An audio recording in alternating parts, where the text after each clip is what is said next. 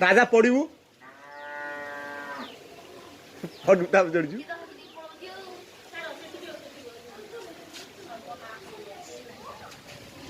पड़ी ना से काम करता ना से राजा आम चढ़ी तो गोड़ खराब पड़ी पड़ी जीव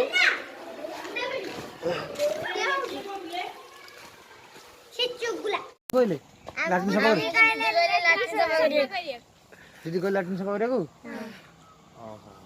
केतले सफा कलण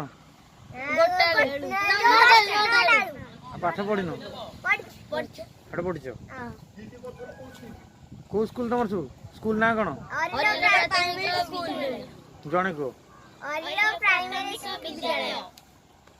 सफा कर किए कहला दीदी कहले लाट्रिन सफा कर पाठ पढ़ा बंद आज लाट्रिन सफा है केते सफा होता